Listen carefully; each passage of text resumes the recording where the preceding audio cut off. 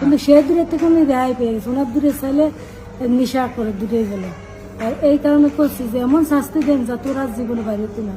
আসিয়ার সাথে একজন না 3জন মানুষ আসিয়ার সাথে অমানবিকভাবে অত্যাচার করেছে। দেখুন হাসপাতালের ভিতর থেকে কাঁদতে কাঁদতে আসিয়ার আম্মু কি বলছে। ভিউয়ার্স, এ বিষয়ে জানতে ফুল ভিডিওটা দেখে আমাদের সঙ্গেই থাকুন। ওর অবস্থা তো ভালো না, এখনো জ্ঞান ফিরি নেই। এই যে সাহেবের কাছে জিজ্ঞান, এখনো জ্ঞান ফিরি নেই। 3টে আর কি রিপোর্টে বেশ কয়েকদিন ধরে সোশ্যাল মিডিয়ায় আসিয়ার ব্যাপার নিয়ে চলছে আলোচনা সমালোচনা। তবে আসিয়ার সাথে যে ঘটনাটি ঘটেছে এটি ন্যাক্কারজনক ঘটনা।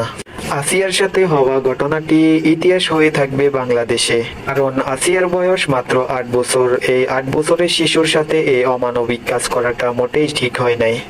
আসিয়ার মা হাসপাতালের মধ্যে থেকে কাঁদতে কাঁদতে কথাগুলো বলছিলেন আমার মেয়ের জামাই শুধু আসিয়ার সাথে এই কাজ করে নাই, তার সাথে আরো 2জন ছিল। তারা ছিল তার মেয়ের শ্বশুর এবং তার জামাইয়ের ভাই। তারা সবসময়ই ঘরে নেশাগ্রস্ত অবস্থায় থাকে। উনি রেহাই পেয়ে গেছে, ওনার দূরে ছেলে নেশা করে দূরে গেল। এই সময় আসিয়ার মা কান্না করতে করতে বলেন আমার মেয়ে ওখানে বিয়ে বসতে চায়নি। আমি জোর করে তাকে বাধ্য করে বিয়ে দিয়েছিলাম, কারণ আমাদের তো অভাবের সংসার, 4 ছেলে মেয়ে নিয়ে চলা আমাদের জন্য কষ্ট হয়ে যাচ্ছিল। কষ্টটা এখন আমারই লাগতেছে যে আমি জোর করে দিচ্ছি। তখন পাশে থাকা ডাক্তার তাকে আবারও প্রশ্ন করেন আপনাদের আয়ের উৎস কি, আপনারা চলেন কিভাবে? এই প্রশ্নের উত্তরে আসিয়ার মা বলেন আমাদের আয়ের উৎস বলতে আসিয়ার বাবা আগে ইনকাম করত, কিন্তু গত 9 মাস ধরে আসিয়ার বাবা বাক প্রতিবন্ধী হওয়ার পর তিনি ঘরে পড়ে আছেন এবং কি তিনি নিজের দেখাশোনাও নিজে করতে পারেন না। আমার সংসার এখন আমার ভাই দেখে, অনেক কষ্টে আমাদেরকে দিন পার করতে হয়।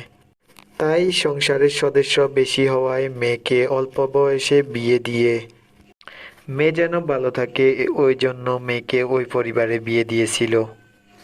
এবং এমন ঘটনা ঘটবে তার মেয়ের সাথে সে নিজেও ভাবতে পারে নাই। তাই তো কান্না করতে করতে সর্বশেষ তিনি বলেন আমি ওইসব নরপশুদের এমনও শাস্তি দেখতে চাই যা দেখে ভবিষ্যতে কোনো মানুষ এই কাজ করার কথা স্বপ্নেও চিন্তা যেন না করে। প্রিয় দর্শক, আসিয়ার ঘটনাটা পুরো বাংলাদেশের মানুষে জানে।